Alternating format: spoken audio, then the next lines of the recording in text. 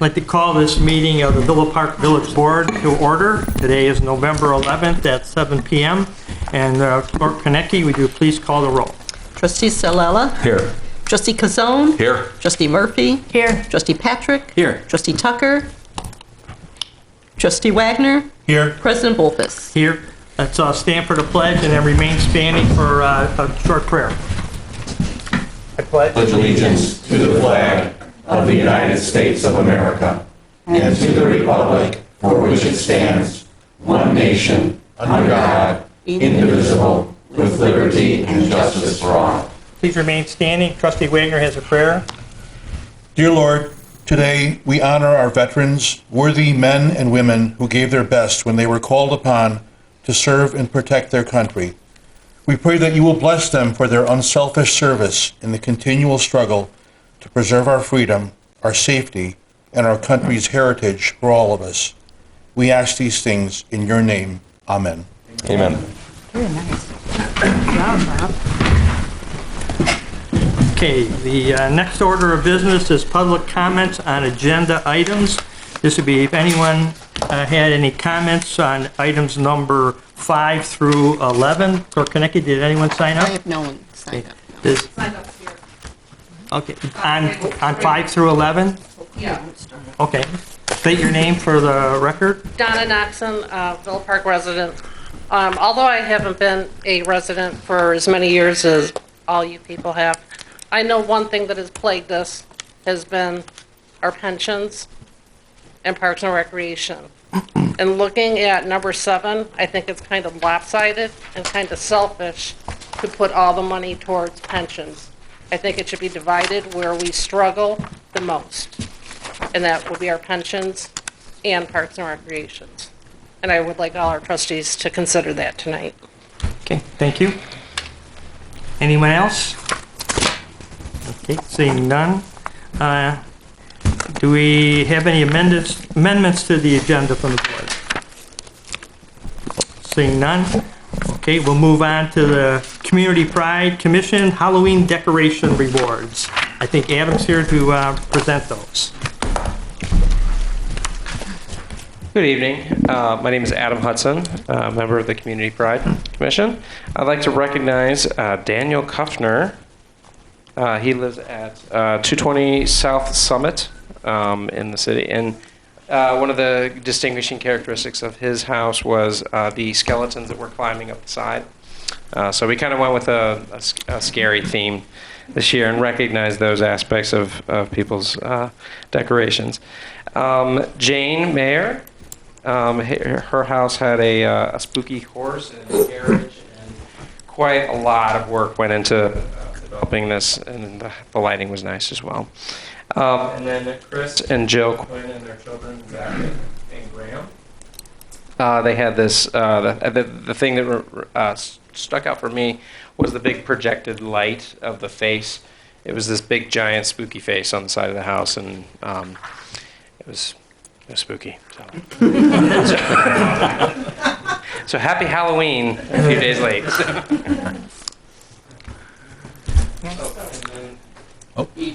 And there were 2 other families who were not here. The LaRocas and O'Hara family, Grant and Ellsworth, were not able to make it. But everybody gets a fancy yard sign, and after we're done here, you guys are more than welcome to come back.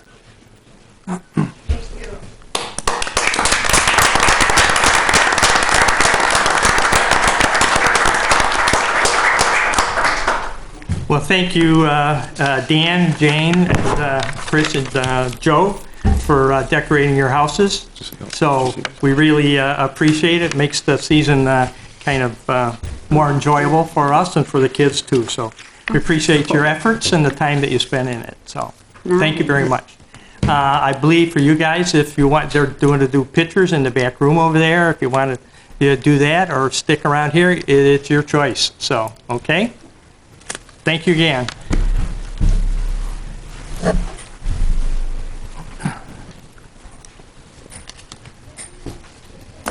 Okay, so we move on to number 5B, which is a Budget 101 presentation. Director Wachtel will provide a brief review of the municipal finance matters.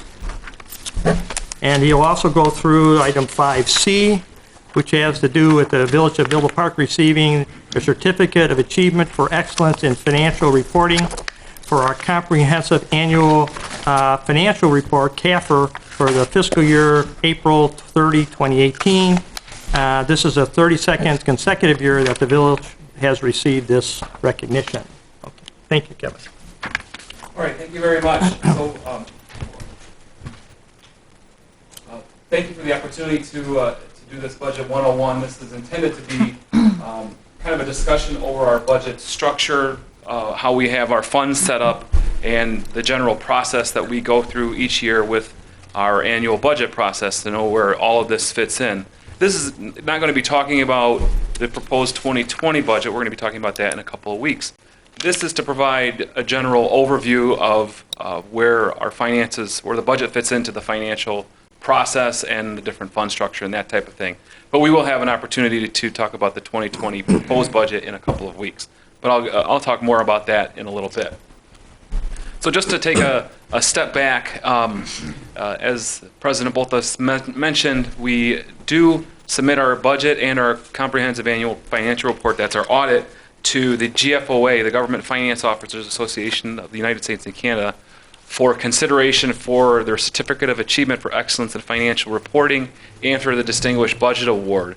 And we have received those awards for the last several years, 32 years for our audit report. And there are about 350 governments in Illinois that received that report, or they did in 2018. We haven't received the results for our SY18 yet. That's still under review, but that is a lengthy process sometimes.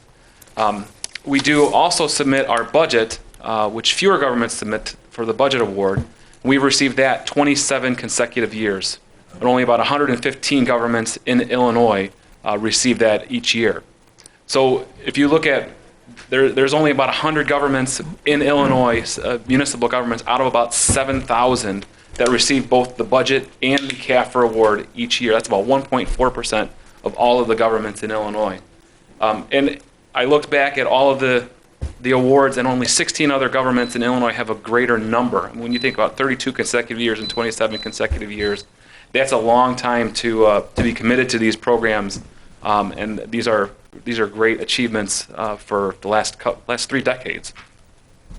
So the GFOA, the executive director did provide kind of a thank you or a recognition of our comprehensive annual financial report, and it's about a 1-minute video, and I will just play that here. Greetings from the Government Finance Officers Association. I'm Chris Morrill, GFOA's executive director. It is my honor to announce that the Village of Villa Park has won the GFOA Certificate of Achievement in Excellence in Financial Reporting for its 2018 Comprehensive Annual Financial Report. This represents the 32nd consecutive year that the Village of Villa Park has won the certificate, demonstrating your commitment to preparing an annual financial report that's organized, readable, and transparent. Meeting the high standards required to win this award is a mark of distinction, of which you should be very proud. With this achievement, Village of Villa Park joins with only a small percentage of U.S. local governments that have won this prestigious award. I congratulate the Mayor, Albert Boltweiss, and the Village Manager, Rich Keener. I also want to recognize your Finance Director, Kevin Wachtel, the entire Finance team, and especially Accountant Rana Bey for this accomplishment. To learn more about GFOA and about this and our other award programs, please visit us at gfoa.org.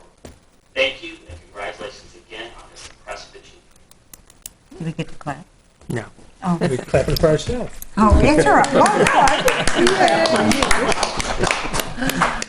We are very proud of receiving that award, and thank you to the board for supporting these efforts to continue to have the high quality of audit and budget documents that it requires to achieve this recognition. But it is important to staff, and we think it is good for the village to continue these applying to these programs and keep making the documents clear and transparent as the requirements of those programs.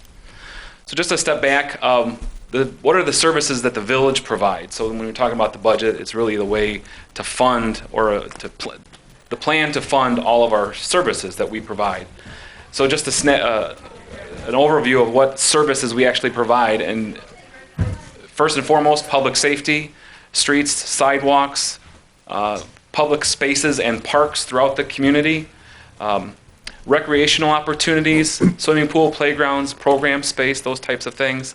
But also water, sewer, stormwater management, that type of infrastructure, as well as building, zoning, property maintenance, so managing individual homeowner properties throughout the community, and all the administrative support that goes behind providing all of these services. We have a few primary revenue sources, just conceptually, and of course taxes. We are a government that gets a lot of revenue from taxes, and I think of taxes as something that's compulsory for doing certain activities. Owning land, buying goods, goods at the store, you get taxed on that, and that is a primary revenue source for a lot of our governmental funds. User fees, this is for discretionary activities. You can either choose to attend a parks and recreation program, or the amount of water that you use. That's all user fees based on how much you use of those particular services. Also grants from other governmental entities typically, and other smaller revenue sources like interest and fines and fees and those types of things for other areas of our government. We utilize grants as much as we possibly can. They do stretch our dollars, especially for capital projects. We typically use them for capital purchases or projects throughout the community.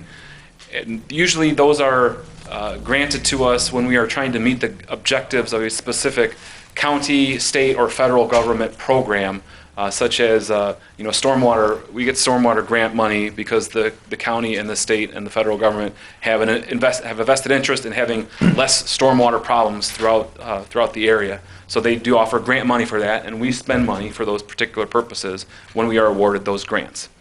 We look at grants all the time. We apply to the grants as often as we can when we have projects that meet those particular grant objectives. They do help us stretch our dollars, and our capital money goes further when we are able to utilize grant dollars. A lot of our money that we get is limited. There are definitely strings attached, not just with grant money, but a lot of our funds and specific revenue sources have legal restrictions. That's restrictions that are placed upon that money by whatever granting agency, whatever state legislation that's provided that particular revenue source. There can be strings attached, such as motor fuel tax, hotel motel tax. Has to be used for a specific purpose. I'll go through that in just a minute in more detail. We do have limited flexibility. We are a non-home rule government in Illinois, which what that means is we are able to do tax, property maintenance, things like that, only the things that the state legislature has said that we are allowed to do, as opposed to a home rule community where they can do anything that the state has said they can do anything that the state has not prohibited, if that makes sense. But we have limited options, specifically when it comes to things like revenue options and different ways to tax and collect money, different revenue sources in that. So how do we keep track of all these things? Well, we have a number of funds, and when I think of funds, each one of them is kind of like a separate pocket of money where we get a specific type of money into that pocket, and then we are able to pay for services that are associated with that revenue source out of that same pocket. We have 24 separate and distinct funds, and I'll go through those in a little bit, in just a bit. So we do have fund types, two major fund types, all within the umbrella of the Village of Villa Park. Our main types of funds are governmental funds, and typically these are tax supported, primarily tax supported. Of course, there are user fees in that, but primarily these are tax supported funds. We break down our governmental funds into two categories. One is operating funds, like the general fund and some of our TIF funds and that type of thing. And then there's also capital funds. That's things like our road improvement fund or our equipment replacement fund. So the money that goes into those particular funds are used for capital investment, capital purchases and projects. On the flip side, we have user fee supported funds, which is called business type funds. And this is how like a private sector entity would typically account for its operations, is how we account for our business type activities. Water, wastewater, swim pool funds, those are our business type funds that we have in the village. Within these particular funds, within the water and wastewater funds, we do fund operations and capital. So sometimes both those types of investments are paid out of the same business type funds, water and wastewater funds. So this is a list of our governmental funds, our operating governmental funds. Of course, we got the general fund that provides for the main, most of the services that the village provides, police, fire, community and economic development, those types of things. They're funded out of our general fund. We do have 5 TIF districts, TIF funds, and that is funded from property taxes within that are generated from the growth in EAV within those TIF districts, and the money needs to be spent within the TIF district for certain purposes, and that's legally restricted and defined in state law. MFT fund, that is a per capita revenue source that we get from the state, and that's based on the amount of gasoline taxes that are collected throughout the state, and then it's distributed on a per capita basis, and that needs to be used for streets and street maintenance, and sometimes sidewalks and that type of thing related to roads and road improvements, road maintenance. Hotel motel tax, it's a 5% tax on hotel stays in town, and that needs to be used for tourist attraction, and we use that to maintain our parks and those types of facilities. NESRA, that's the Northeast DuPage Special Recreation Association Fund. Did I get that acronym correct? Thank you. So we do levy a property tax for that, and we send that money to NESRA. They utilize that for special recreation services. We also are able to get a portion of that money back when we do certain ADA improvements for our parks and other facilities. So there is that is how that money is tracked there. We also have the Parks and Recreation funds. Recreation is funded by user fees primarily. Also, there's property taxes and a government subsidy through a transfer from the general fund, as there is with the Parks fund. But Parks, there's not a lot of user fees that are coming into that account. That's just to maintain our parkland. We do have quite a bit of parkland throughout the community. Our debt service fund is where we pay all of our governmental bonds, all of our debt. Is funneled through this particular fund. So sometimes when you're looking at some funds like a TIF 3, we have debt that is paid for with TIF 3 money. We have a transfer from TIF 3 into the debt service fund because that is the central place where we keep track of all of our governmental debt. We also have a working cash fund. This is kind of a static fund. It's a fund balance. It's actually a cash balance of $700,000 that is used to help cash flow purposes. So the fund balance in that fund is reported in the general fund balance because that money cannot be used for any purpose except for if we were to dissolve that particular fund. We do have a number of governmental funds that are capital in nature, street improvement. We have a non-home rule sales tax that is a major funding source for that fund.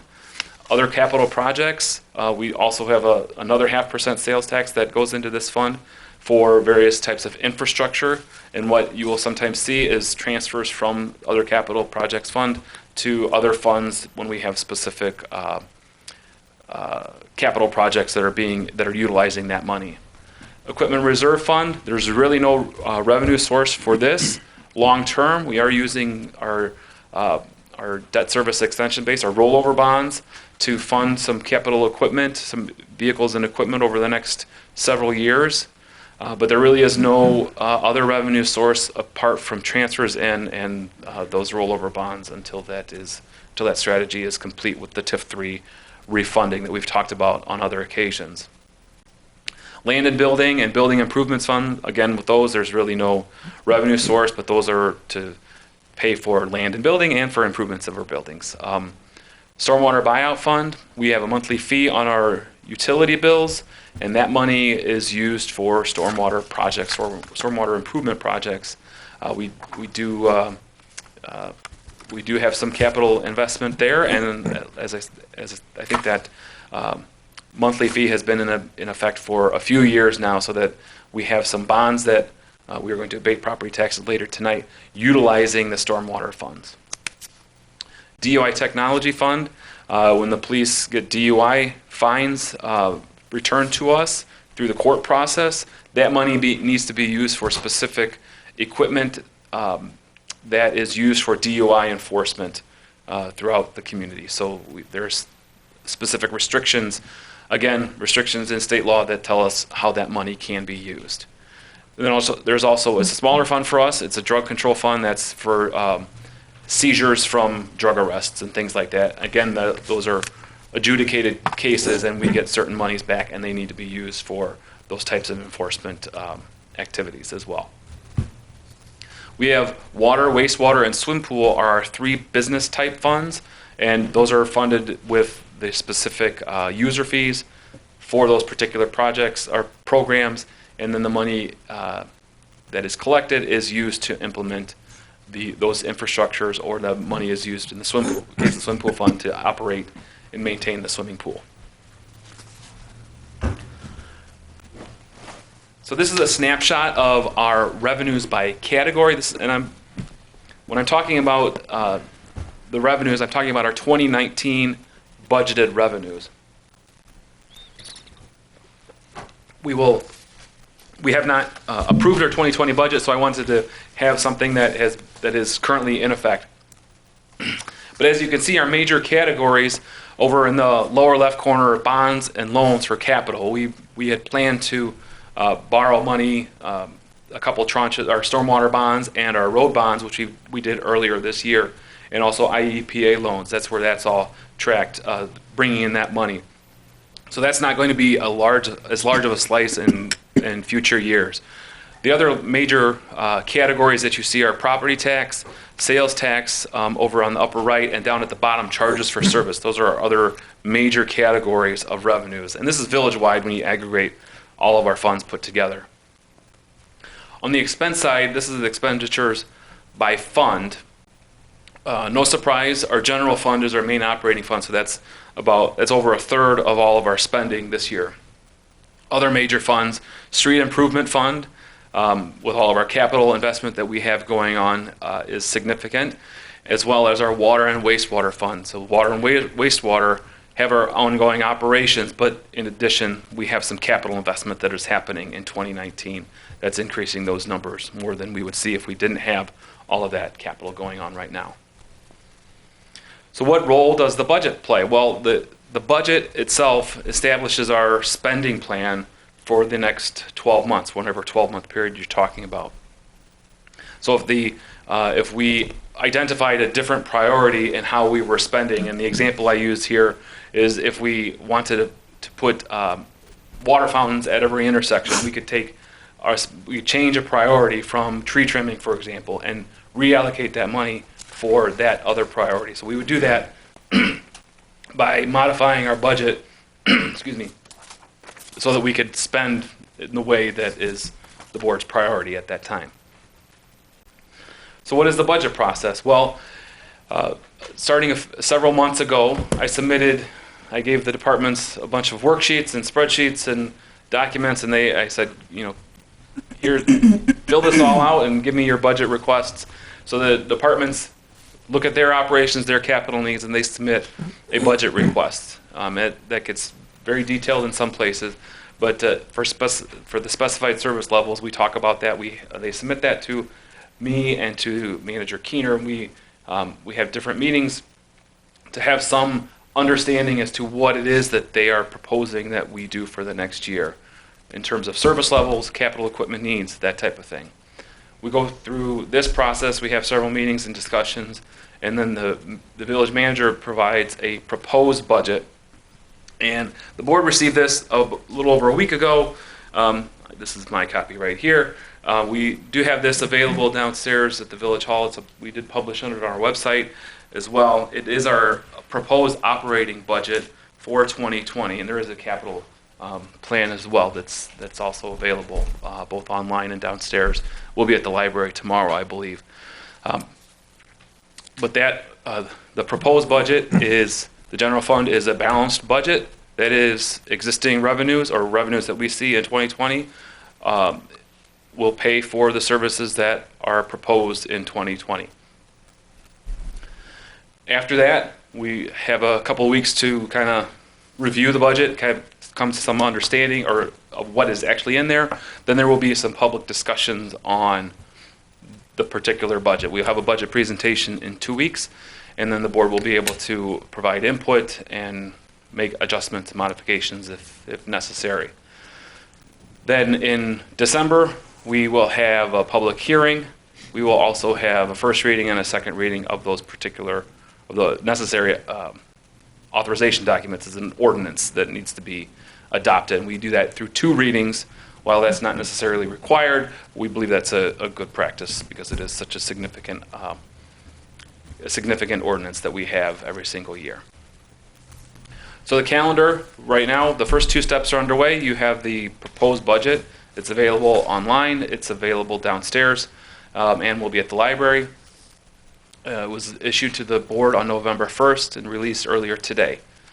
On November 25th, we do have that plan to have a discussion, or we'll have a presentation to the board on that night.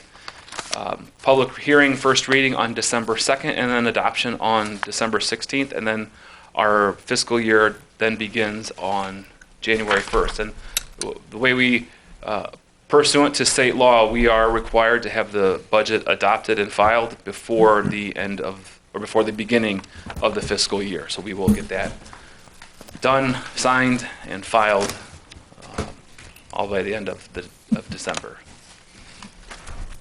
So that's the snapshot. That's a quick overview of our budget structure. I'd be happy to answer questions if you have them. Anyone have any questions for Kevin? Trustee Tucker, we'll start with Trustee Tucker. I have a question on seeing building improvement and land and building are not funded in any way. Are those considered a line item type thing that we would decide in a budget that the board would want? Is that what those are considered, or are they capital fund taxes being used for? There's no capital money in there, so there's really no fund balance. So if we want to do a $10,000 project in land and building or in either of those funds, we have to transfer money from the general fund, for example, in order to do that. So yes, that's part of the budget discussions. So there would be a discussion that we'd make it a line item for something that we want to do. Like bringing the fact that if we decide to do a recreational building, that would be a building fund type area. So we would make a line item for that, for a priority. If we wanted to spend money, if we wanted to spend a specific project, if it was a rec center or something like that, it might be in that fund. It would be a decision as to if we're going to do it, and then we would find the appropriate fund to pay for it. It might be the land and building funds, or it might be the another fund, just depending on what is the funding source, how are we going to operate that type of thing. But it would probably be a capital projects fund, one of the capital projects fund that we put that money in there, we'd put that detail in there. So that's where it would be put in the budget if the board decided to do Yes. that? Okay. Trustee Wagner? Just a really brief question. Besides relying on the prior year, what tools do we use to forecast revenue? We do a number of different things. I look at specific details from historical information. So the past several years, I don't just look at one particular year, where we're at this year to date. If we know information, like the Illinois Municipal League, if they publish on a regular basis what their projections are for motor fuel tax and things like that, income tax revenue. We use that information as well. As far as things like sales tax, we typically know what major sales tax contributors have left, so we make modifications for that. And if we know something's coming online soon, or something just opened up and we've seen that their revenue is X amount per month, we sometimes factor that in. So it's based on known information and known changes. If we've got changes to rates that we've made on a particular revenue, we would make an adjustment accordingly based on all of that. So it's not just using the same numbers that we're the current year to date and projecting out. No, we utilize known information wherever possible. That's all I had. Thank you. Anyone else? I have one. Director Wachtel, you said earlier that we have 24 separate accounts? Different funds. Different funds, that's what Yes. I meant. Okay, so when looking at the funds, I'm counting up to 20. We have 5 TIF funds. Okay, so you're putting 5 in there. There are 5 Okay, so different each TIF fund is counted separately? Yes. then? Okay, thank you. Yep. Anyone else? Okay, seeing none, thank you very much, Kevin, for your presentation. Thank you very much for all the work that you and your staff do to get that award. That's quite an honor for you to get that CAPR award. So I know it takes a lot of work. In my former life, I used to work a lot with auditors, and they take a lot of your time. But apparently, from receiving that award, you have everything in good shape. Yep. So Thank you. thank you. Okay, we will move on to the consent agenda. Item 6A is the bill listing for the week of October 28th and November 4th, 2019, in a total amount of $632,504.63. And also the minutes from the board meeting held on October 28, 2019. Do we have a motion for the consent agenda? Trustee Wagner, do I'd like to make that motion. we have a second? Trustee Saw? Second. Okay. Any questions from the board? Seeing none, we'll roll call vote. Trustee Kazone? Yes. Trustee Patrick? Yes. Trustee Tucker? Yes. Trustee Murphy? Yes. Trustee Wagner? Yes. Trustee Salella? Yes. President Volpe? Yes. Item number 7 is a first reading of an ordinance of the Village of Villa Park, DuPage County, Illinois, imposing a municipal retailer's occupation tax on the sale of cannabis. Manager Keener. Thank you, Your Honor. At the regular meeting of the Village Board held on October 28, 2019, the board voted to proceed with the necessary amendments to Village Code to accommodate changes to state law as it relates to the Cannabis Regulation and Tax Act. The ordinance being considered imposes a 3% municipal retailer's tax on the sale of cannabis. All tax dollars received as a result of this tax would be directly applied to the village's police and fire pension funds and would then be reconsidered on or before December 31st, 2024. Thank you, Your Honor. Okay, thank you. This is a first reading, so we don't need a motion, but it's just for questions or comments from the board members. We'll start with Trustee Wagner. President Bultz, if it's in order here, what I would like to do is propose an amendment to this ordinance. As stated by others, we recognize the need to take care of our pension obligations, but there are also the concern about the need for park and recreational facilities. So what I would like to do is I'd like to make an amendment to this where 2% would go towards pensions and then 1% would go to park and recreation. Pardon me? So what we need is make a motion to make amendment. I'd like to make a motion to amend the ordinance where 2% would be assigned to pensions and 1% would be assigned to park and recreation. Any specifics on the Parks and Recreation? Myself, I'd like to see it devoted towards the the creation of a recreational facility. So you're asking for a separate fund for a recreational facility? Is that right? Is that how we would do it? I think that would be appropriate, yes. Okay. So you 2% for pensions and 1% for the park, how did I say that? Recreational facility? Yes. Okay. Okay. And we need a second. I would second that. Okay. And then we have questions and comments on that. I do. Okay, Trustee Patrick. Mr. President, if you would, could we have somebody clarify the new law with the 3%? Because by my understanding, the village has the option to choose up to 3%, but no more according to the law. So I'm going off the fact that that 3% will be off of what each dispensary has made profit-wise. And then at that point, it's not a question of 1 or 2%. It's a percentage of that total amount to be divvied up into certain accounts. Well, it's a 3% on the sale. Correct. Okay, not the profit. So, for example, if a dispensary makes $100,000 and we charge 3%, that's $3,000 of which the village has from tax. Now, I think the question is how much percentage of that $3,000 is the village looking to put towards pensions and put towards Parks and Rec? Well, it would be 1% of, what was, 2% for pensions. And I understand that, but So- then there's a 97% left over, what we're going to do with that. No. No. So 1% of that $3,000 is going to Park and Recs, and then No. 2% would be going No, towards... 1/3 2% would be going towards, then pensions. It would be a third Okay, to pensions. okay. And, no, 2/3 to pension and 1/3 to park. Then I think we should clarify it that way rather than talk percentages. The state is giving us the option to choose up to 3%. Up to 3%. So if the village is choosing 3%, okay, as a village, then we have to decide of the revenue that we've generated from that tax, what percent goes to which.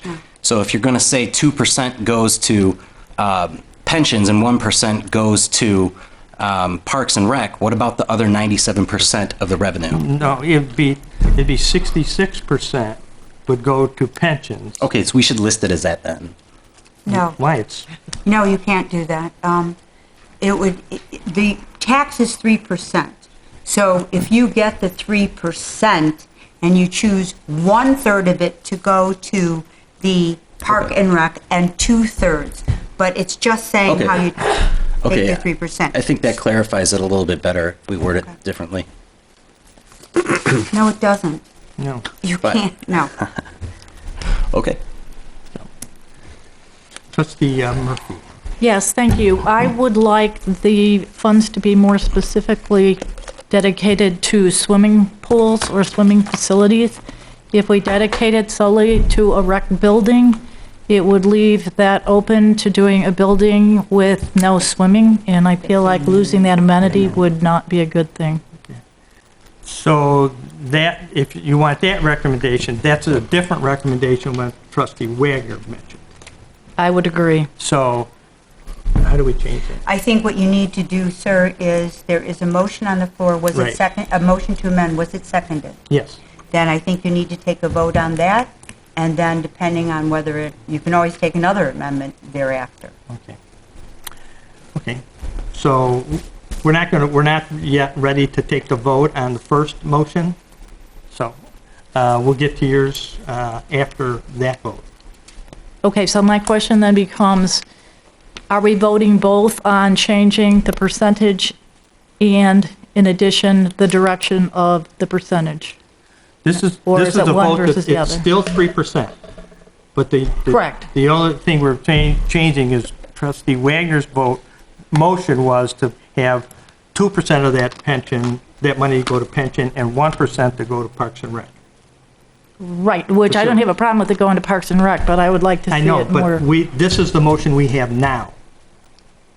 Okay? What Trustee Wagner said is what the motion we have now. You want it specified to go to pools, right? That we Within said. Parks and Rec. Right. Correct. That's not the motion we have. Okay. So what we're saying is, you need to vote on this first motion, and then you could come back and change it to make another motion. I have one other comment on this. Can we pull that, the last line is reconsidered on or before December 31st, 2024? Do we have the flexibility to pull that into 2023 or sooner? My concern is we're looking at something that's a relatively big unknown to us at this point, and additionally, the state is going to slowly ramp up the number of licenses for dispensaries, so that's going to change. I think there will be a lot of variables that might warrant consideration sooner than 2024. Again, that's another motion. Okay, The so that's motion on the separate. floor right now is what Trustee Wagner made. Okay. Okay. Anyone else? Trustee Chazal? I've got two questions. Do we have a rough estimate of what we're looking forward to as part as revenue? I know it's kind of like out there, nobody knows, but are we looking at potential for $50,000? We looking for a potential of $1 million? Half a million. The second question I have is how far behind are we on the pension payments? Or how much per year would it take to get us so that our pension is 100% funded? Okay, first off, the first question is what is our estimated Revenue. If I remember right, it's about $250,000 at 3%, somewhere around there, because we don't really know exactly. Oh, right, yeah. But it was just a guess. Yeah, just a guess, yeah. At 200, and that's all based on the Colorado figures.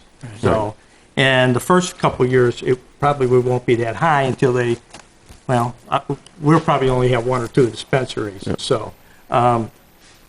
So that's just a rough estimate. Okay. Now, your second question was on the pensions. Right.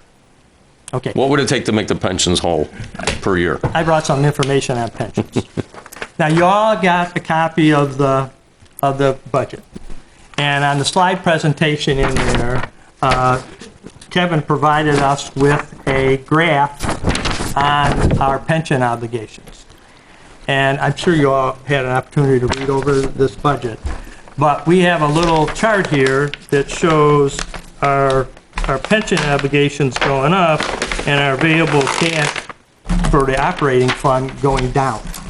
So, and as of right now, we're probably, let's see here, 2015, it was when we made a little split in the chart where our pension obligations were going up faster than our revenue. I got that right, Kevin? Okay. And if you project this out to 2022, 2023, by that time, 24, 23, 22, all of our operating tax levy money is going to wind up going into pensions. Okay? So, my thought on the split there, this I've identified, in my mind, this is an urgent item that we have to address as a village. Because in a few more years, in 2022, the $8 million we get that he had on his slide in our operating tax levy is all going to go to pensions. So that's going to tie our hands into what we can do in the future, because it's going to put a real constraint on our budget. Now, I've recognized this as a problem, especially out to 2022. It is a problem right now. Kevin's already recognized it as a problem. I've talked to other mayors in our neighboring communities, Naperville, Willowbrook, Glen Ellen, Hanover Park. They all have the same issue. It's taking up all their operating expenses. The state of Illinois has recognized it as a major problem for our local municipalities, because we're hearing now talking about consolidating funds to make any extra amount of money that's possible. The DuPage Mayors and Managers Conference has warned us of this issue too, how it's going to affect us. Illinois Municipal League has also done it. So this is a problem that is starting to creep up and starting to get worse every year, and it's going to be taking more money away from our operating expenses. So other things in the budget are going to have to change. Services are going to have to change, because we have to supply a pension to our retired police and fire. It's our obligation. They don't get Social Security, so we have to supply them with a pension that's at least as much as they would get for Social Security, if not more. Now, this is a problem that will affect our whole village. Our north side, south side, west, middle of the village. It's going to affect everybody, because if we have to take money from other funds, it's going to affect the whole village, and services are going to have to be changed. So that's why I would recommend we stick with the 3%. It's not a lot of money, But any little extra money we can put into the pension funds is going to delay that major challenge that the future boards are going to have and what the village residents are going to have. So those are just my comments to against any motion to change the 3% to any other number. So with that, we'll come back to it. We'll turn over to Trustee Wagner. He has a question. Thank you, President Boltis. I recognize everything that you've said is true. I mean, we all recognize the urgency of pensions, but this is going to be possibly a new revenue source, and we could always reconsider it in 2024, or if we change it to 2023. So there'll always be a reason why we can't allocate money for recreation. But my argument is this is a new revenue source, possibly a new revenue source, and we can change the configuration of what we're assigning that revenue to. So that would be my argument. Okay, Trustee Murphy. How do we know it's not a lot of money? We don't have any idea at this point what the revenue is going to be from the cannabis tax in a dollar amount, and we have complete flexibility over the number of dispensaries that we approve, should we prove to do so, and we're hoping the state is going to consolidate the administration of the pensions, which should positively impact that revenue as well. So maybe the alternative would be to change that reconsideration from December 31st to 2024 to just do it annually until we get a feel for all of these variables. Well, then also what we could do is we could just take the allocation out of this and just let the 3% go into the operating funds, and then figure out on a yearly basis how we can split that money up.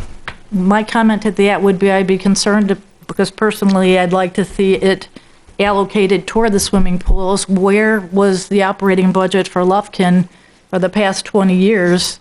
And there perhaps was money in the operating budget that wasn't chosen to be used to support the maintenance or replacement of that swimming pool. Anyone else? Well, it's a couple, well, whatever, it's a couple $100,000, but every penny we can put into pensions, I think is going to delay as long as we can that crisis when we're losing $8 million that we can use for other operating expenses, and that I said my piece, and whatever the board decides, it's up to them. But I just recognize the pensions as an issue that I don't know how we're going to explain it to the residents in 2024 when we're going to have to make big cuts. So, yes. I have one other thing to throw at the wall here.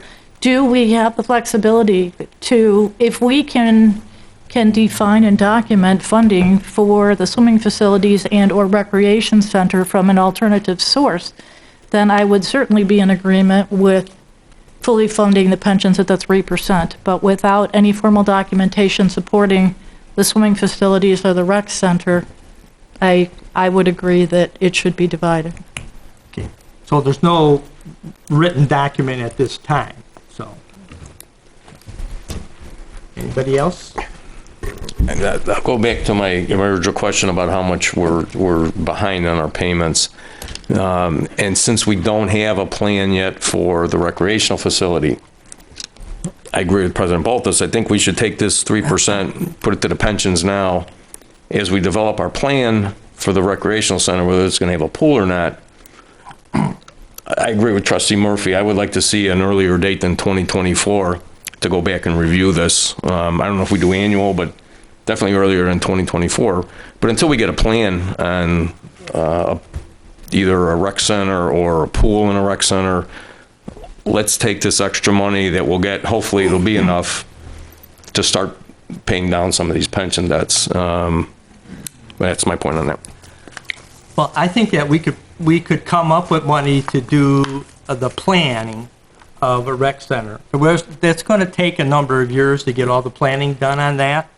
And you remember back, couple years back, people asked when we were going to be doing the pool, and I said, not till we have more bonding authority. And that, I said at that time, was going to be 10 years. I think now we're down to 6.5 or 7. So in the meantime, I think we would have enough flexibility in our budget to afford to pay for some study and to developing a plan for a pool/rec center. So I think we could squeeze that out. We're not talking hundreds of thousands of dollars for that. So, Trustee Ciela. I also am in agreement with you, President, on the 3%. I do think that we are committed to honoring our pension funds. It's a known expense that we have. I think we need to pay it down, catch up, and then look at the future growth of parks, pools, other necessities that the village is looking for. But right now we have a commitment, and I think we should look at that, satisfy it, and then move on with additional wants and needs of the village. Yeah. Okay. Thank you. All right. So right now the motion on the floor is Trustee Wagner's motion that the allocation of the 3% municipal tax should be 2% to pensions and 1% to Parks and Rec. Okay? So, with that, if there's no more comments, we need a vote on the amendment by Trustee Wagner. So, yes, a yes vote would be to go with the split percentage. A no vote would be to leave it at 3. Okay. Okay. Trustee Ciela? No. Trustee Kazone? No. Trustee No. Tucker? Yes. Trustee Patrick? Yes. Trustee Murphy? No. Trustee Wagner? Yes. President Bolkus? No. Okay. With that, Trustee Wagner's motion fails. So is there any other motion? I'd like to make a motion that we reconsider the 2% and the 1%, but the 1% gets specifically designated to swimming facilities or pools. Okay. Do you also want to include that, the change of the date? Yes, I would. And what date would you want, or just do away with the date? If we do away with the date, does that give us the flexibility to reconsider at any point in time? Yes. You can reconsider anything at any point in time. Then I would, right. yes, I would suggest we do away with the date. Okay. I'll second. So your motion then is to 2% pensions, 1% for a future swimming pool? Either repair, replacement, any towards our existing pool or a second pool. Okay. So two pools. I would go for 2 pools. That would be my preference. Okay. You betcha. Okay. So to repair or replacement of the swimming pools, right? Right. Okay. And to do away with the reconsider. Correct. Clause. Okay. So any comments on that? I Trustee have a question on that one. Are we going to make some type of line item for the recreation building and the swimming pool somewhere? So that we don't need to do this 1%, saying that's what you're leaning against? That you want to head it to the pension? I don't understand. You're saying My question is, I mean, I wanted the 1% to go to, towards the recreational things so that we have some type of funding beginning as a budget for the recreation center and the pool when we get to that process that we have the money. Okay, so if this That's the reason for the 1% that I wanted out of the split of, so that we have the funds, because we've been pushing this down the road for a long time. And we keep saying we're going to make some plans, but it keeps getting rolled because there's no money to make the plans with. I'd like to see some type of a line item that we're starting to make funds the same way we do for the equipment replacement. Some fund being set a way to do that, so that when the time comes, we have the funds to implement it and not say, oh, well, now we've got the plan in effect because we spent the money to put the plan in effect. But there's no money to do it. The money to do it in the future will come from a referendum. There still has to be some funds put towards it, some line under something to start it going. Well, then that would refer to the 1% that Trustee Murphy's proposing. Then She's that fund would- proposing pools only. That's not what that wouldn't solve the problem for the rec center and the pools. That's only one line item. That's true. So, that's the motion we have, so. Trustee Ciela.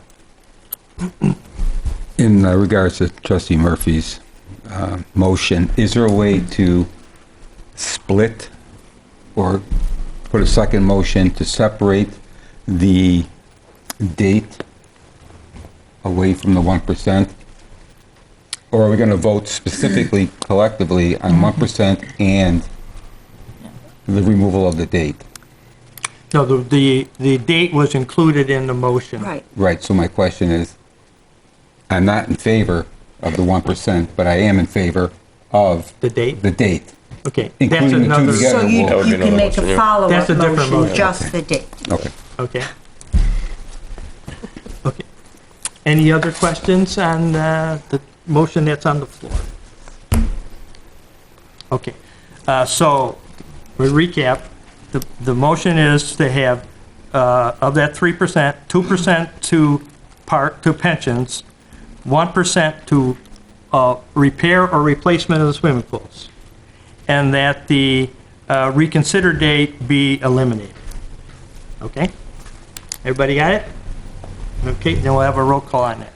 And again, a yes vote would be in favor of that, what you requested. Okay. Trustee Wagner, Yes. Trustee Kazone, No. Trustee Tucker, No. Trustee Patrick, Yes. Trustee Salala, No. Trustee Murphy, Yes. President Bolfus. No. So that fails. So, Make your motion. okay, now we're back to the original motion that's on your paper that you got. Okay? Well, we didn't have a motion. We're at, to the original item. Do we have any changes? Yes. Yes, I would like to make a motion based off of Trustee Tucker's recommendation. I think that we should put a percentage towards parks and recs and pool, encompass all of those. Okay. Wasn't that the That was first the one? first motion. That was the first motion, was Parks and Rec and Pool. Not with the pool. Not That with wasn't, the the pool? pool was not a part of that. Okay, It would, Park and Rec would include the pool. If Yeah. they differentiate and include the pool, then I'll change my vote. I would assume that Parks and Rec would sort of include the pool, but, So Never that's the assume. motion. okay, well, tell me again what your motion is. I would like to make a motion that we include parks and recreation along with pools, encompassing both of those, both what Trustee Murphy and Trustee Tucker are saying, encompassed with that 1%. Okay, The remainder 2% towards pensions. okay. And you want to do anything with the date? And didn't we already eliminate that? No. Okay, and then also eliminate the date. Okay. So, all right. So we're kind of right back where we started on the first one, but I'm not going to change my opinions. So does anybody else have any comments? Okay. So the motion now is to have, of the 3% allocation of the municipal retail tax, 2% for pensions, 1% for park, recs, and pools, and to eliminate the date, Correct. the date for the reconsideration. Okay? I'll second that motion. Okay. I'd like clarification instead of just straight park and rec. I'm looking for it to be pools and the recreational center. That's what it Yes, was. that's what it is. That's what it is? Okay, Yes. because you just put it park and rec, which means they can use it for any other funds. Okay. So it'd be Parks and Rec and pools. Pool, right? Recreation center and pools. Okay, recreation center. Because if you make it park and rec, they can use it for the lightings or anything else, and don't specify for what exactly you're doing, they could use it for another fund. Okay. So the 1% would be for parks and a recreation center and pool. All right? Okay. And removal of the date. And removal of the date. Yes. So, roll call. Okay.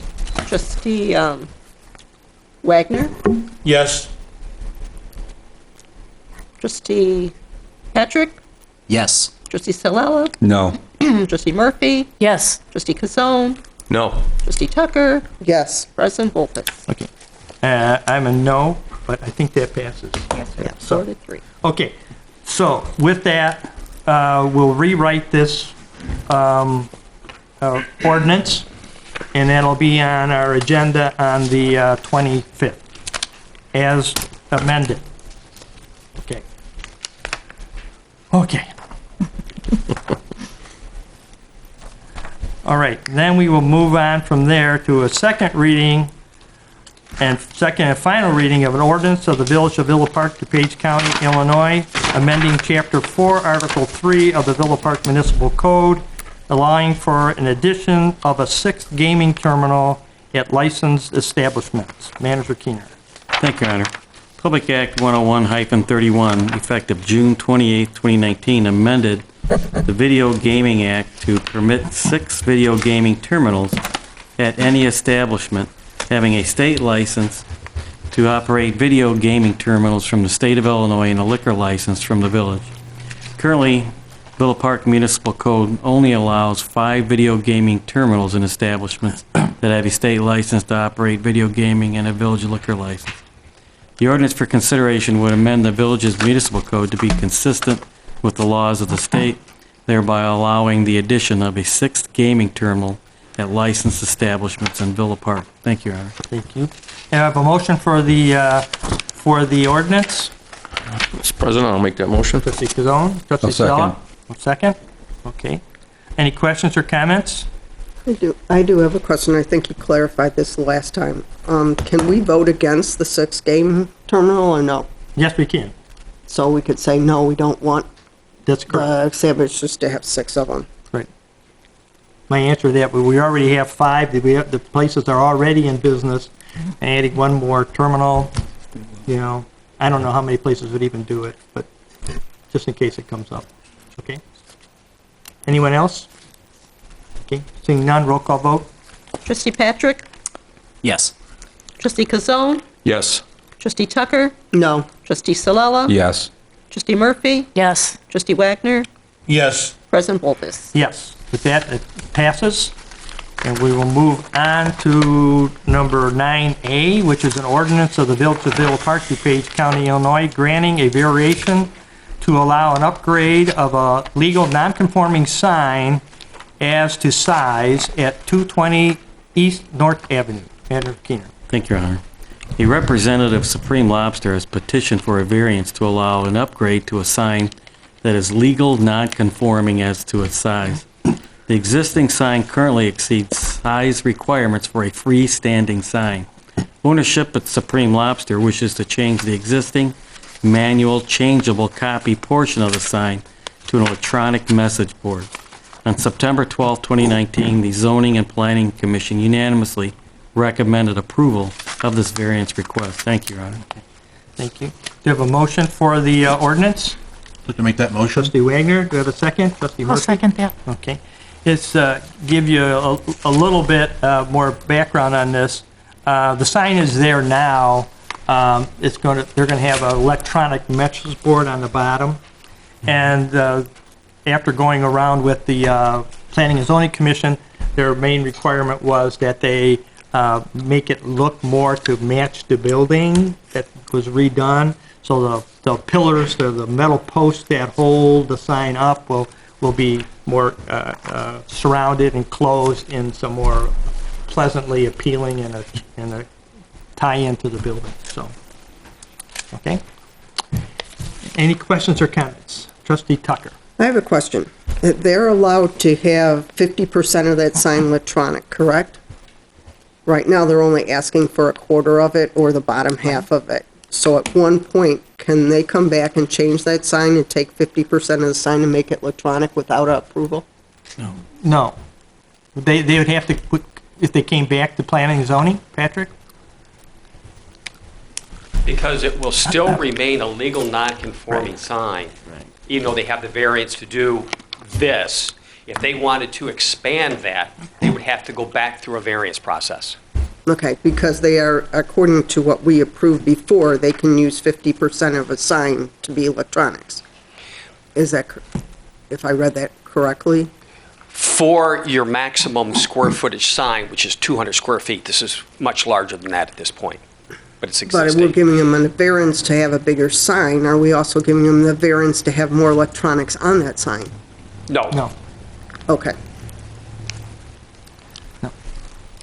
Anyone else? Okay, roll call vote. Trustee Silella? Yes. Trustee Kazone? Yes. Trustee Tucker? Yes. Trustee Patrick? Yes. Trustee Wagner? Yes. Trustee Murphy? Yes. President Bolton? Yes, that passes, and we'll go on to 9B, which is the ordinance of the Village of Villa Park, DuPage County, Illinois, granting approval for an amended final plan, unit development plan on property located at 151 West North Avenue. Manager Keener. Thank you, Your Honor. The petitioner is seeking an amendment to a previously approved planned unit development to add 2 high-speed diesel fueling stations with a canopy to the existing site at 151 West North Avenue and generally known as the BP Pride of Villa Park Gas Station. On October 10th, the Zoning and Planning Commission unanimously recommended approval of the petition. Thank you, Your Honor. Thank you. Do I have a motion for the ordinance? Trustee Wagner? I'd like to make that motion. Do we have a second? I'll Trustee Murphy? second that. Okay. Any questions or comments from the board? Trustee Tucker? The zoning commission, did they take in consideration the spacing between that and the restaurant? That there'd be enough not to cause congestion on traffic for the restaurant right there? Patrick Yeah. will answer those. Yes, they did take that into consideration. They asked the petitioner to provide a traffic circulation plan, which they did, and they were satisfied with the results of that plan. I'm just kind of concerned because the drive-through's right in that area too on the thing, but they did make consideration and verify from that. I was trying to read that traffic report to see if he had actually said, yes, there was enough space or not. Yes. Okay. Anyone else? Seeing none, roll call vote. Trustee Silella? Yes. Trustee Kazone? Yes. Trustee Tucker? Yes. Trustee Patrick? Yes. Trustee Murphy? Yes. Trustee Wagner? Yes. President Bolton? Yes, with that, the ordinance passes. And we will move on to item number 10. Number 10 is ordinance abating property tax levies. And I'll read this first part. Okay, Manager Keener will read the first part. Thanks, Your Honor. As part of the annual property tax process, the village routinely abates a property tax levy for debt service when it has certain funds available to pay the debt. Abating the property tax levy means that we, the village, are informing the county that we do not need property tax revenues to pay the debt service on these bonds.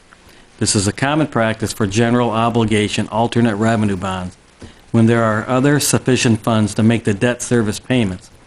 The attached ordinance will abate property taxes for 6 different bond issues in 3 different categories of bonds: TIF 3 bonds, stormwater bonds, and library bonds.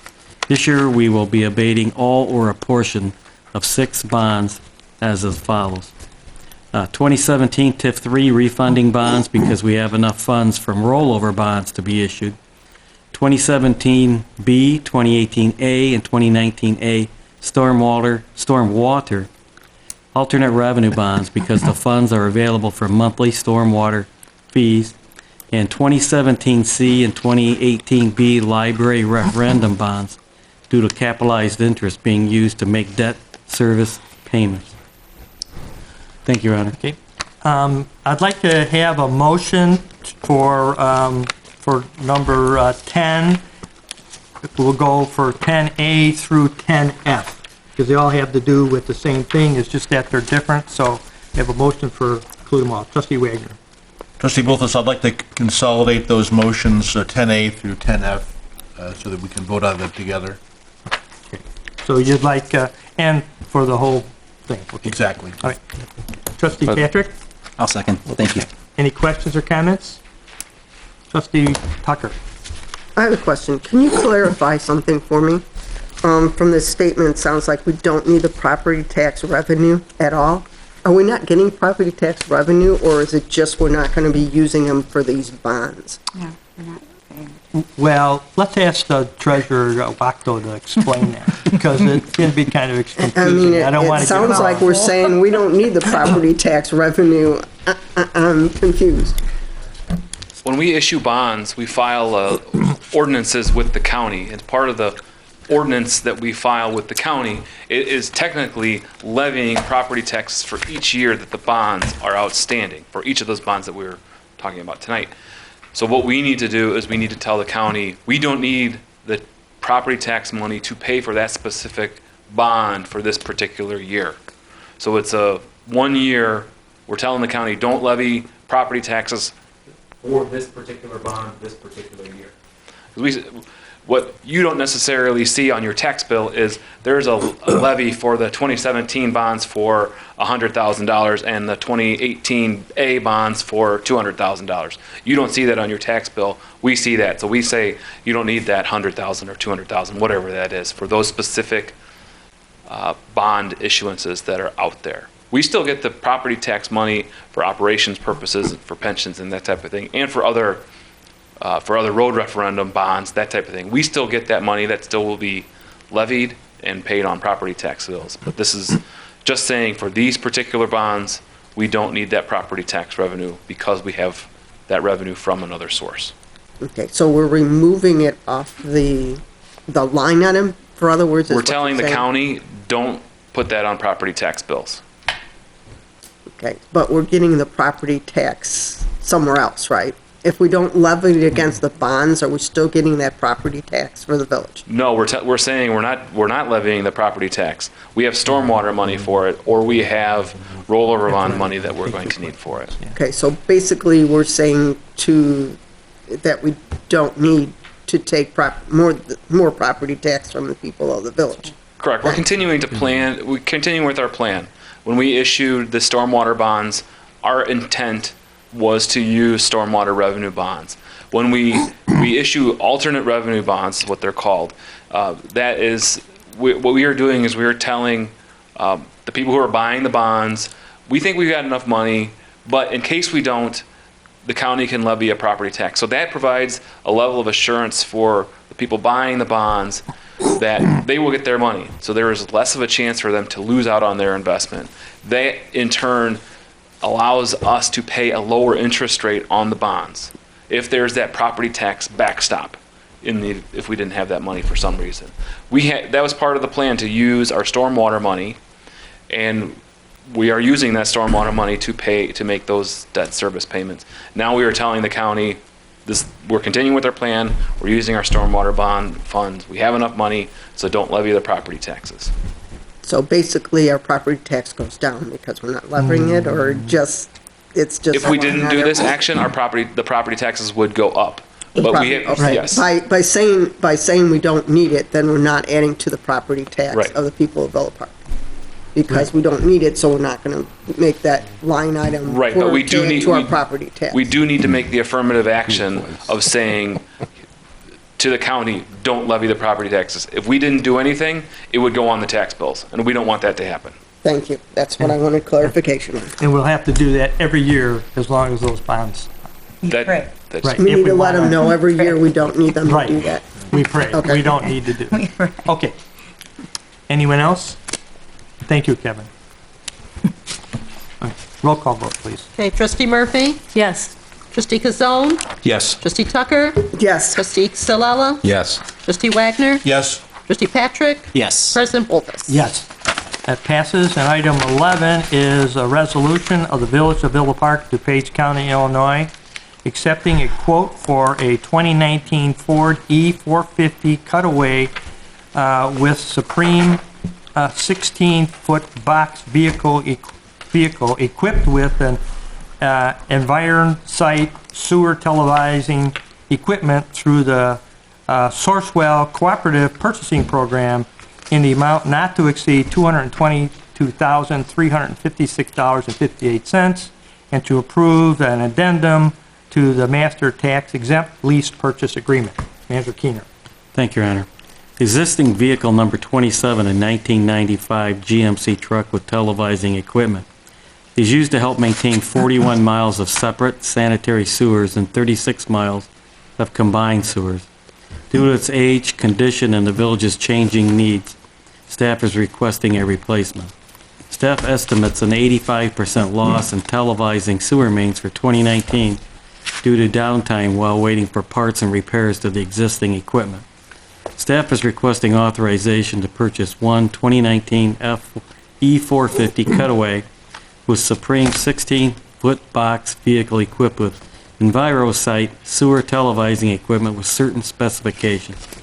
This purchase would be made through the Sourcewell Cooperative Contract from Standard Equipment Company of Chicago, Illinois, in an amount not to exceed $222,356.58, and will be financed through a lease purchase agreement. Due to the cost of the sewer televising truck and related equipment, staff recommends the attached lease terms to pay for equipment over a period of 4 years. The lease purchase was advertised competitively, receiving 5 proposals. American Capital Financial Services, Inc. of Lisle, Illinois, provided the lowest overall cost. The resolution for consideration would accept the lease terms for contract for a period of 4 years, which includes an initial budgeted payment of $50,000. Funds for the lease purchase are currently budgeted in a wastewater fund account number 8350202401, would also be included in future budgets. Existing vehicle number 27 would be sold at auction. Thank you, Your Honor. We have a motion for the resolution.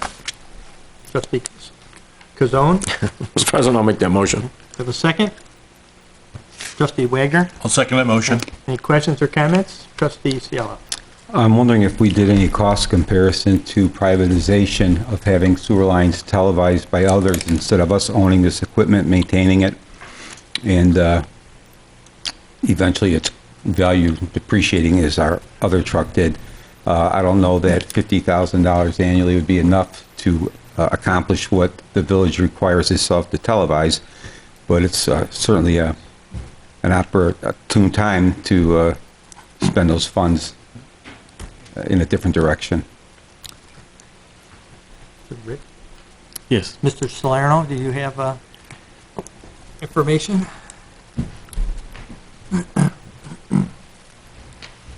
Good evening.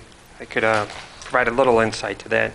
The $50,000 that would be spent over the next 4 or 5 years would be more financially feasible than actually outsourcing, especially with the amount of our capital improvement program, and also the other factor that is you want to say the necessity on like an urgent basis versus programming, televising, which you can get some very good rates at. But a lot of times some of our televising is I want to say more of an emergency situation, either with a sewer backup or with a project when a project's actually going on. So that value, we can't put a price tag on an emergency service. Isn't that something that could be negotiated into a contract, X amount of mainline sewers annually, with the caveat that an additional several hundred feet may be figured into for an emergency type scenario? I don't know what the lineal cost is per foot. I know we have different size sewers and whatnot, so it's hard to pin it down. I'm just wondering if that is a possibility with these figures that are in front of me to accomplish the same thing. It would be possible to exactly what you're saying. I mean, we have not comparing apples to apples, but a water main location for like main breaks or point searches and stuff like that. How that contract's written versus the televising here. It could be written into that manner that you have so many feet of emergency locates or services at that time, but it seems that, how I said, our capital improvement program how many millions of dollars and all that. We're actually stepped up in being proactive of televising the mains themselves to provide better information then to the contractors to get better pricing, as well as then the capability of televising services. So, with, how I said, with this actually particular equipment, it has a possibility of actually taking a look at those services from the main side a lot better, just with how technology has advanced. I mean, I definitely see the value of owning the vehicle and having it on site at all times, but I also see it's expensive. It's expensive. We have to house it. It's not a piece of equipment that's got to sit outside. No, the current piece of equipment, and with the factor that it's lasted almost 25 years, that it has been housed inside. So I think trying to depreciate something for over 25 years at this price is... Well, I'm sure you've looked at the figures both ways, so I just wanted to make sure for myself that that was something that was possibly not overlooked. Thank you. So, no problem. Anyone else? Trustee Murphy? Yes, I just have a general comment from a resident that attended Coffee with the Board, and they're asking if, as a village, we could ensure that anytime we're looking at vehicle replacement, we could make every effort to consider environmentally conscious vehicles like hybrids when we have the opportunity to do so. My only comment is that many of these vehicles have very special features and functionality, and I personally don't know whether they come in different models with environmentally conscious functions. But I will share that the resident was asking us to be conscientious if we have any opportunity to do so. Okay. Thank you. Anyone else? Trustee Tucker. Okay, you said the last update for the last one was in 2009. Was it because we couldn't update it after that? Is that what? The update was to the actual televising equipment, meaning the software. The vehicle itself is 24 years old, but Right, the so actual we couldn't televising equipment, and that was updated, and as part of the statement that said that why we lost productivity was that that particular equipment that was upgraded is constantly breaking, and repairs, and each of those repairs are, the minimum is $1,000 every time that camera actually goes down.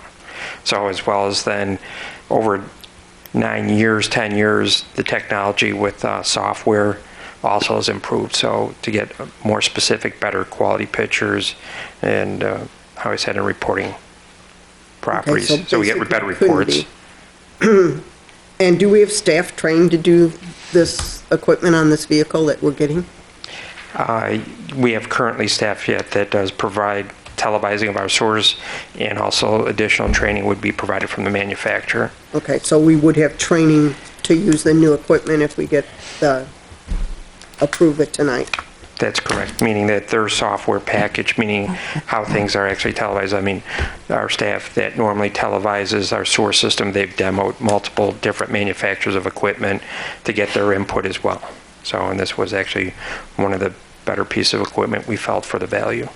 So are you saying we have the company's assistance to do this, or are they going to train our staff to be able to use this equipment? The manufacturer will come out and also spend more time with our staff to train them. Okay. Is this going to, right now we've got we're having to outsource for several of our sewer and sanitation things, and paying these companies or engineering companies to do this with this new equipment. Is that going to lessen our expense? Well, I said currently we've done this in-house for a number of years. So, but it's not actually an engineering firm. This is actually a specialty company that would be televising sewers. So you got your sanitary and combined sewers, as well as smaller storm sewers as well. Right, but in the past, because of the fact of our lack of equipment, we've had to outsource it. We have had to outsourced. pay them to do that. So in the future, if we buy this truck or this equipment for televising, we will not have to use pay these other companies to do it as they do our sewers and sanitation designs? It would greatly reduce that expense, yes. It will greatly, okay. So if we have it on site, how often is this truck going to be used? Seeing our other ones broken down, how often would it be used? The past years, I mean, we've televised, literally thousands of miles of sanitary and combined sewers. So to give you an actual. Speaking in days, I mean, you said the truck was down most of the time, so what, you said 85% of the time it wasn't, we couldn't use it. So in days, how often is this truck actually going to be used? How much wear and tear are we going to put on this truck in a year's time? I don't have the specific hours that it's going to be used. It's project dependent. So all of our capital improvement projects, each one of those projects gets looked at prior to the plans being let. So unfortunately, I don't have a specific time frame of how much the truck would be used, but it's every mile of road that's being done, you could estimate probably conservatively 1.5 times that is what the sewers are. Well, I just was curious, seeing you said 85% of loss in that because of that truck being down. I thought you had a figure of how much use it would have been used if we had it functioning. We were looking at the time when that was written is how many miles that we normally televise. And then what we were only able to televise this year was probably about 15% of that. And did we have to outsource the rest of it because we couldn't televise it, or we just had to use manpower on We did vision without. instead? We did without it. Right, Totally. because we're limited resources. Yes, some of it was televised, outsourced, what was a necessity, but a lot of it was done without and causing delays then. And sometimes with the unknowns, say for a sanitary sewer, it could be identified as a point repair, but if you actually could see the sewer and the defect, you could identify how many feet of that sewer needs to be replaced without then saying, well, roughly on past practice, if it's 5% or so like that, that way then the contractor actually knows specifically what he's getting into. So you're getting a better unit price. So actually in the end game, you're actually saving money. Last question. Do we have coverage on the lease if anything happens to this truck during the 4 years time period? Not on No. the lease, you have a warranty. You have a warranty on the truck, the lease Yeah. is purely a financing mechanism. Okay, so we don't have, if the truck goes down for some reason and we still end up covering the lease Right. if the truck fails.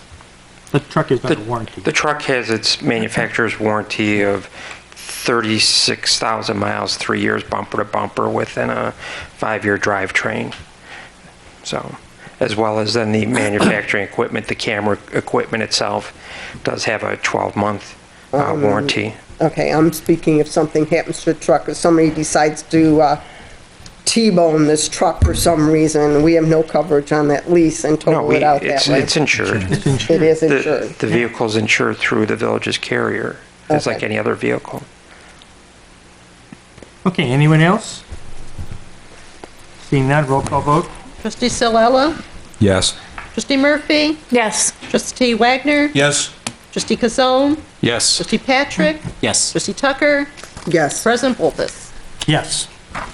That passes, and we'll move on to 11B, is a resolution of the Village of Villa Park, DuPage County, Illinois, adopting the 2020 Sugar Creek Golf Course Annual Budget. Manager Keener.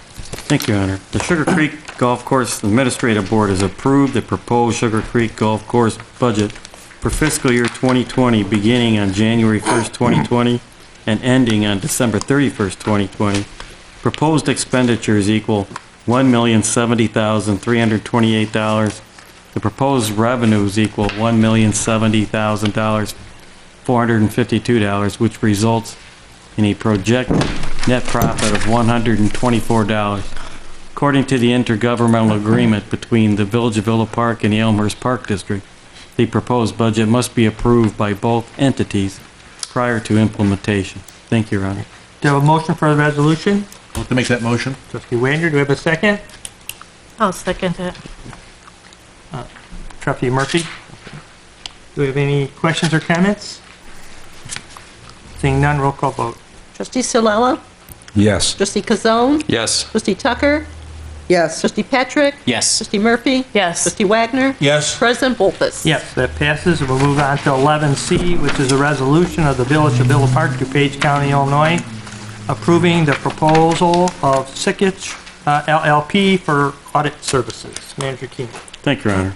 The Village recently concluded its 5-year agreement with Sikich LLP for its annual state mandated audits. Proposals from qualified firms were recently requested for auditing services for the next 5 years, with 4 companies submitting bids.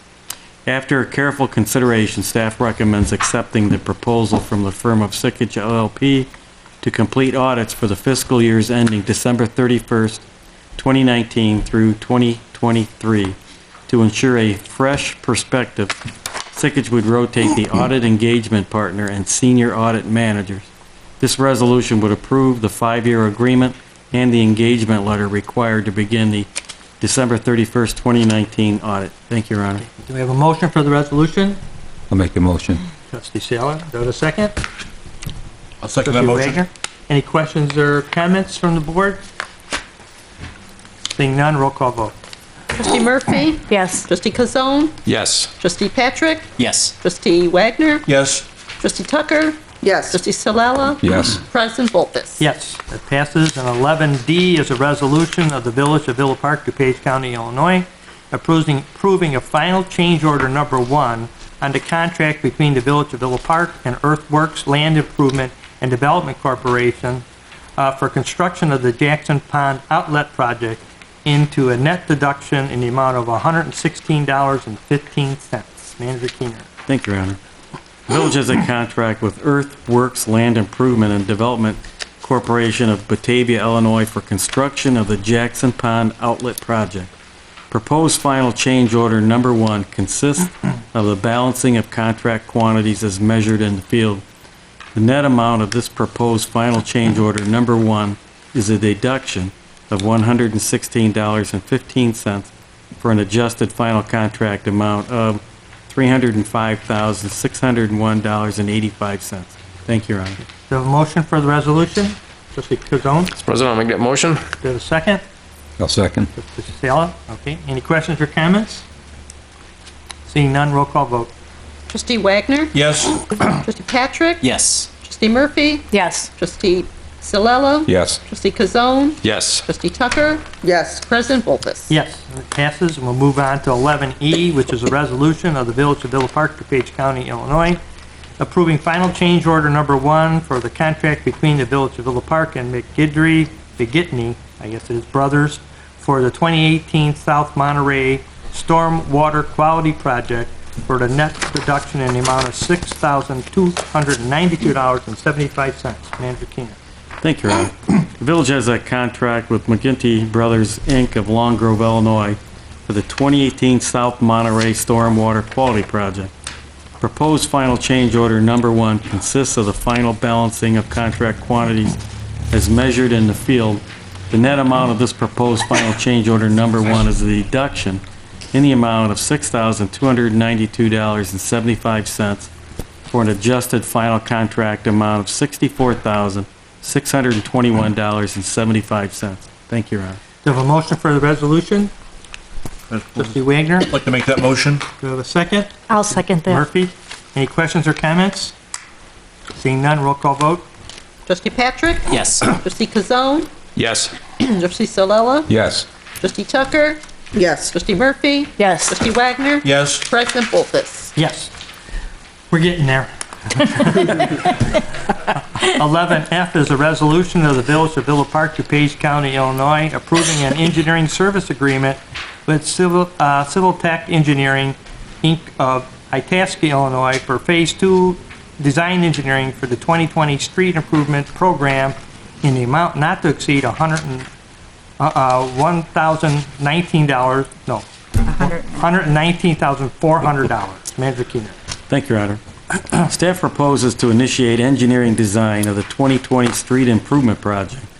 In addition to the locations that were already planned for improvements in 2020, this proposed project would also include streets and alleys previously planned for improvements under the former 2019 street improvement project. Staff proposes to utilize the services of Civil Tech Engineering, Inc. of Itasca, Illinois for these efforts. Civil Tech Engineering has submitted a proposal to the village to provide design engineering services for the 2020 street improvement project in an amount not to exceed $119,400. Funding for this project would be taken from the Street Improvement Fund referendum account number 60-50203-292 and Street Improvement Fund capital account number 60-50210-292. Thank you, Your Honor. Do you have a motion for the resolution? Trustee Wagner? I'd like to make that motion. Do we have a second? Trustee Sella? Any questions or comments? Trustee Tucker? Yes, my question is, this amount is for the additional of the 4 roads that were, and alleys that we're adding to the 2019 one that they already did on Phase 2? No, this is 2020. I understand, but the same company did Phase 2 in 2019 for the street improvement. Okay. So we're adding, it looks like 4 roads to that. Is this amount covering those 4 roads that we're adding to the 2019 plan and adding it to the 2020 so it goes Yes. through? Yes. Okay, that's what I wanted to know. Thank you. Any other questions? Seeing none, roll call vote. Trustee Murphy? Yes. Trustee Kazone? Yes. Trustee Patrick? Yes. Trustee Wagner? Yes. Trustee Sillella? Yes. Trustee Tucker? Yes. President Boldis? Yes, that passes, and we'll go to 11G, which is a resolution of the Village of Villa Park, DuPage County, Illinois, approving a license agreement with the owner of the property at 31 West North Avenue for construction and maintenance of a parking lot in the alley right-of-way. Andrew Keenan. Thank you, Your Honor. The property owner of 31 West North Avenue wishes to repave and maintain the existing parking lot in the alley right-of-way located south of North Avenue and west of Princeton Avenue. A license agreement is needed to grant the property owner permission for the proposed construction, maintenance, and continued use of the right-of-way. Thank you, Your Honor. Do we have a motion for the resolution? Trustee Kazone? Mr. President, I'll make that Do we motion. have a second? The second. Trustee Sella? Okay. Any questions or comments from the board? Seeing none, roll call vote. Trustee Wagner? Yes. Trustee Sillella? Yes. Trustee Murphy? Yes. Trustee Kazone? Yes. Trustee Patrick? Yes. Trustee Tucker? Yes. President Boldis? Yes, and it passes. We'll move on to 11H, which is a resolution of the Village of Villa Park, DuPage County, Illinois, approving final change order number 2 for the contract between the Village of Villa Park and Arrow Road Construction Company for the 2018 street improvement project for a net deduction in the amount of $382,269.14. Manager Keener. Thank you, Your Honor. The village has a contract with Arrow Road Construction Company of Mount Prospect, Illinois for the 2018 street improvement project. Proposed final change order number 2 consists of the final balancing of contract quantities as measured in the field. The net amount of this proposed final change order number 2 is a deduction of $382,269.14 for an adjusted final contract amount of $1,424,316.36. Thank you, Your Honor. Do you have a motion for the resolution? Trustee Wagner? I'd like to make that motion. Do you have a second? Second. Trustee Ciala? Okay. Any questions or comments? Trustee Murphy? I have a resident that has asked for an explanation of what this deduction is for. Is it work that's not getting done that we originally thought would be done? Is that information in the packet? Yes. Yeah. So, okay, Manager Keener? Thank you, Your Honor. Well, that's a very good question, because when I read that amount of money, I thought to myself, did a road not get finished or something of that nature? And that's not correct. So the work was completed, but if you took a look at the final balancing of contract quantities as measured in the field, which is actually with this item this evening in your packets, that the deductions were all over the place, from tree trimming and tree removal to many different items, including aggregate that was used. So it's just not one item throughout the whole contract. It's many different items that were that received different measuring as in the quantities in the field. Additionally, this is change order number 2. The first change order was an addition, if I'm not mistaken, of approximately $82,000. So this is change order number 2. Finishing the project is final balancing of quantities as measured in the field. So the road work was done, just different quantities were used. Thank you, Your Honor. On behalf of the resident that asked the question, thank you for your input. Anyone else? Trustee Kazon. Actually, my question was kind of along that lines of why are we so far off? I mean, that was all like almost 20%. We see, I can see like a 10% variance sometimes, but it seemed like it was, and like you say, it was all over the place. There was contingencies that weren't used, and there was, water services, but usually they're like I say, within 10%, usually 20% seems like an awful lot. And maybe it's just the projects, it just worked out that way.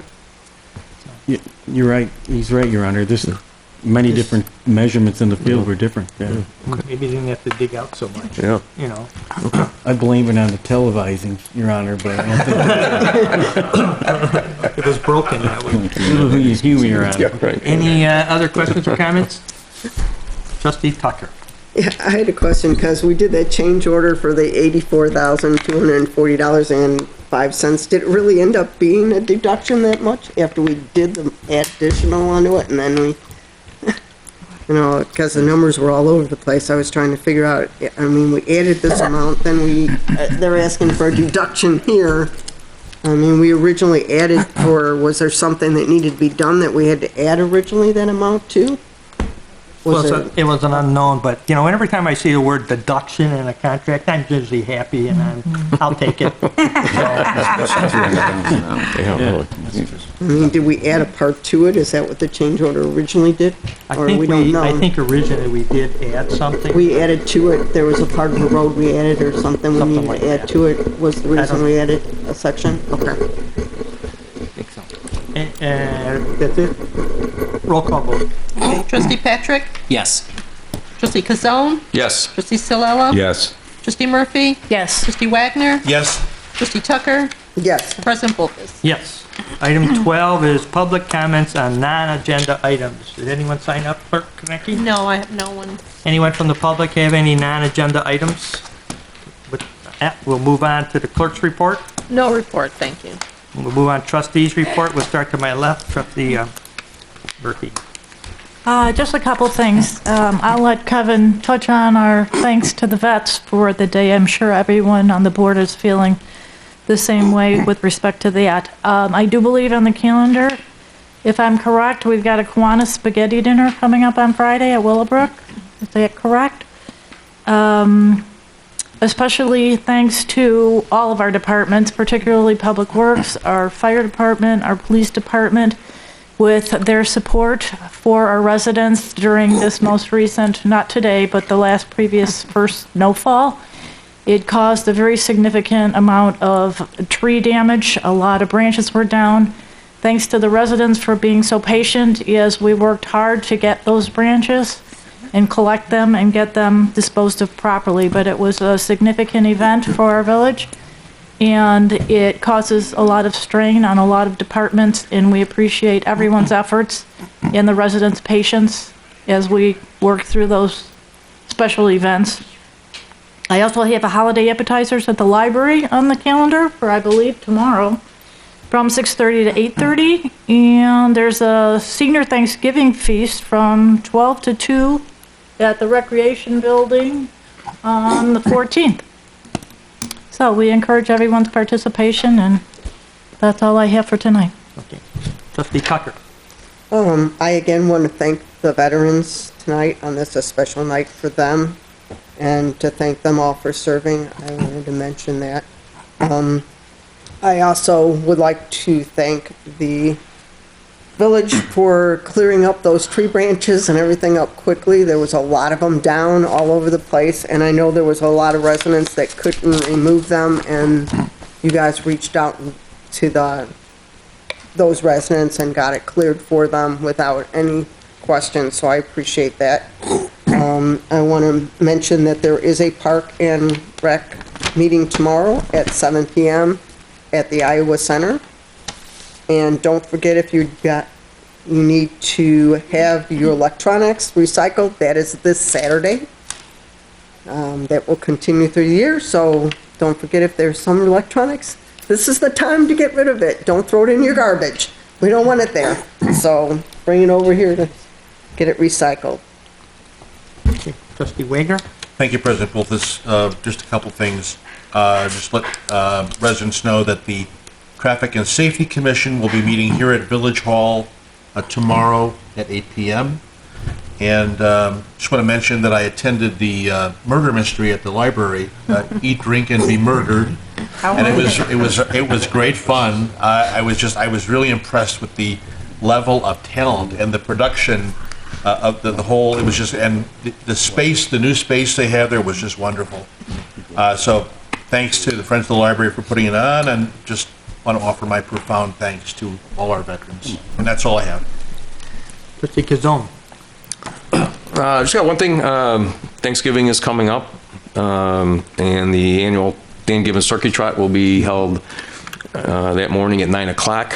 Pre-registration this year is actually going to be in 2 days, Saturday, November 23rd, and Sunday, November 24th, at the Knights of Columbus, 537 South York Street in Elmhurst. Race day pickup starts at 6:30 in the Elmhurst College gym. And the race starts at 9 o'clock, and this year we will have the Lima Lima flight team, and we will also have Jim Cornelius singing the national anthem. Fees are $35 online, plus a service fee. You can go to dangibbonsturkeytrot.org. There's no service fee, obviously, at pre-registration on the 23rd and 24th, but it's always a good deal, and hopefully the weather will be good, and you can run with your favorite 8,000 people in the world, so we'll see Chief Rakosnik there too. And also, actually second, just, thanks to all the veterans out there, past and present. We owe a lot to them, and we remember them today. Thank you. Trustee Taylor? I also would like to thank the vets, past and present, for their services. I also like to thank our police department for keeping our children safe during the adverse weather conditions in our past trick-or-treat with this snow and cold. I didn't hear of anything exciting in a bad way, so thank you. That's all I have. Trustee Patrick? Thank you. I do have a couple of things. Briefly, really quick, District 48, Stella Mae Swartz School is saving the environment one item at a time. Their Earth Savers Club is collecting some following items: crayons, eyeglasses, empty glue stick bottles, all brands of markers, old mascara wands, and mechanical pencils and pencils. And they are going to show us how we can recycle and reuse some of these. So if you have any of these items available and you'd like to donate them, feel free to email me at trusteepatrick@invillapark.com, and I can get you more information about that. That's fun. Second of all, please bear with me, but I just want to talk a little bit about Veterans Day. On November 11th, 1918, the 11th hour on the 11th day of the 11th month, Allies signed a truce with Germany, ending World War I. This truce became known as Armistice Day and later changed to Veterans Day. This year marks the 100th anniversary of Veterans Day observances, with the first being on November 11th, 1919, to mark the one-year anniversary of the end of World War I. Unlike Memorial Day, which pays tribute to all of the fallen soldiers, Veterans Day honors all veterans, living or dead, but especially giving thanks to the living veterans who have served their country during war or peacetime. In recognition of our veterans, I'd like to stand and recite a poem, commonly known. There it is. This is called In Flanders Field by Colonel John McCrae. In Flanders Fields, the poppies blow. Between the crosses, row on row, that mark our place, and in the sky, the larks still bravely singing fly. Scarce heard amid the guns below, we are the dead, short days ago. We lived, felt dawn, saw sunset glow, loved and were loved, and now we lie in Flanders Fields. Take up our quarrel with the foe, to you, from failing hands we throw. The torch be yours to hold it high. If ye break faith with us who die, we shall not sleep, though poppies grow in Flanders fields. Now, really quick about In Flanders Fields. It was written by a Canadian Army doctor named Lieutenant Colonel John McCrae, and as he noticed wild poppies blooming between the crosses marking the makeshift graves of Allied troops. This poem's mention of poppies is now the symbol of remembrance for World War I fallen soldiers as well as others in later conflicts. Artificial poppies are handed out and worn on Memorial Day to remember all of our fallen soldiers. So, to all that have served and to all that are currently serving, from one veteran to the next, thank you. Thank you. Thank you for that. I just have a couple things too. We could go over the snow plowing, but, thank you for Trustee Wagner for bringing this poppy down. I have had a great nephew who isn't with us anymore, who is in the service, and I have a brother who is dealing with the side effects of Agent Orange, how that comes back and gets you years after your service. So, yes, I would too like to thank all the veterans. It's just only appropriate that we remember them all the time, but just not on a certain one day. So, with that, we'll move on to the manager's report, please. Thank you, Your Honor. Just one item. Also wanted to thank all of our veterans. Certainly appreciate everything that they've done. Thank you, Your Honor. Thank you.